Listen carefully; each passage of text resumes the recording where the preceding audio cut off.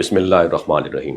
کیا کبھی آپ نے سوچا ہے کہ مدینہ منورہ جیسی پرامن اور مقدس فضا میں اگر کوئی میزائل یا ڈرون داخل ہو جائے تو اس لمحے کی سنجیدگی کتنی شدید ہوگی؟ گزشتہ رات ایسا ایک واقعہ پیش آیا جب مدینہ کی فضاؤں میں اچانک روشنی اور زوردار دھماکوں کی آوازیں سنائی دی۔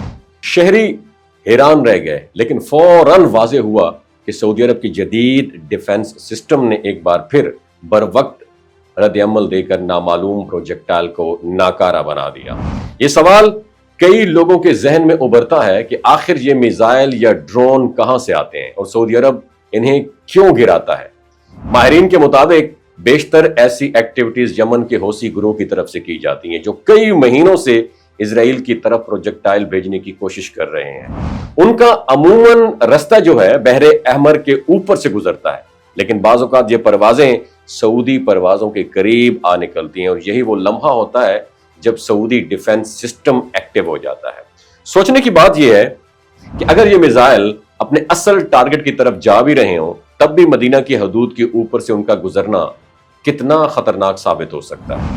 یہاں روزانہ سینکڑوں کمرشل پروازیں آتی ہیں، ہزاروں زائرین موجود ہوتے ہیں اور سب سے بڑھ کر مسجد نبوی کی سلامتی کا سوال ہے۔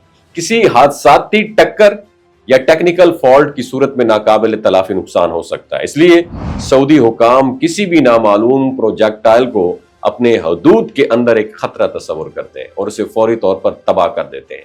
سوشل میڈیا پر جذباتی نعروں کے ساتھ سوال اٹھائے جاتے ہیں کہ یہ میزائل اسرائیل جا رہے تھے تو کیوں گرائے گئے، لیکن حقیقت یہ ہے کہ ریاستی دفاع جذبات پر نہیں بلکہ ذمہ داری پر کھڑا ہوتا ہے۔ اگر سعودی عرب خاموش رہتا اور کسی میزائل کو مدینہ کی فضا سے گزرنے دیتا تو یہ نہ صرف حرمین شریفین کے لیے خطرہ ہوتا بلکہ یہ رستہ دشمن طاقتوں کے لیے کھلا جواز بھی بن سکتا تھا۔ کوئی بھی ملک یہ برداشت ہی نہیں کرتا کہ اس کی فضائیں جنگی سرگرمیوں کا حصہ بن جائیں، خاص طور پر جب بات مقدس مقامات کی حفاظت کی ہو۔ سعودی حکومت اس کی یہ اسٹریٹجی یہی ہوتی ہے کہ اپنی عوام اور زائرین کو ہر صورت محفوظ رکھا جائے۔ اس لیے مدینہ منورہ کے دفاعی نظام نے چند مہینوں میں یہ چوتھی بار کامیابی کے ساتھ ایسی پروازوں کو روکا ہے، اور یہ فیصلہ دانشمندی کا ہے کیونکہ امن قائم رکھنا اور مقدس مقامات کی حفاظت کرنا صرف سعودی عرب نہیں بلکہ پوری امت مسلمہ کی رسپانسبلٹی ہے۔ اور آخر میں ایک میسج آپ سب کے لیے کہ اس نازک صورتحال کو سیاسی بحث یا سوشل میڈیا کی افواہوں میں ضائع نہ کریں۔ دعا کیجئے اللہ تعالیٰ حرمین شریفین کو ہر شر سے محفوظ رکھے اور ہمیں یہ بصیرت عطا کرے کہ ہم دشمن کی چالوں کو سمجھ سکیں اور اپنی صفوں میں اتحاد قائم رکھ سکیں۔ وما علینا الا البلاغ المبین۔ یہ جو گلگت بلتستان کے لوگ ہوتے ہیں نا، ان کی ایوریج عمر 90 سال سے بھی زیادہ ہوتی ہے۔ You know why? کیونکہ یہ لوگ شلجیت استعمال کرتے ہیں۔ شلجیت کے اندر 85 منرلز ہوتے ہیں۔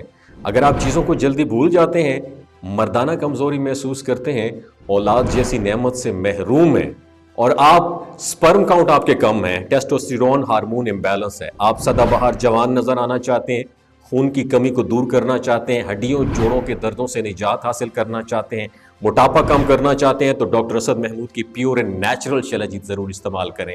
ایک بات آپ نے دماغ کی کھڑکیوں کو کھول کے آپ نے سننی ہے، ہمیشہ آرگینک اور قدرتی چیزوں کا استعمال کریں۔ کیمیکل والے فوڈ سپلیمنٹ خدا رہا استعمال نہیں کرنے۔ اگر آپ ڈاکٹر اسد محمود کی پیور اینڈ نیچرل شلجیت کو آرڈر کرنا چاہتے ہیں، نیچے دیے گئے نمبر پر واٹس ایپ کریں۔ 3 باتوں کا خیال رکھنا ہے: ہائی بلڈ پریشر میں مبتلا افراد، خواتین جو پریگننٹ ہیں، اور 15 سے 20 سال کی جو نوجوان نسل ہے جو غیر شادی شدہ ہیں، اپنے سیکشول پاور کو بوسٹ کرنے کے لیے استعمال کرنا چاہتے ہیں تو ڈاکٹر کے ایڈوائس کے بغیر استعمال نہ کریں۔ باقی سارے لوگ بے دھڑک گرمی اور سردیوں میں استعمال کر سکتے ہیں۔ اپنا بہت خیال رکھیے گا۔ اللہ حافظ۔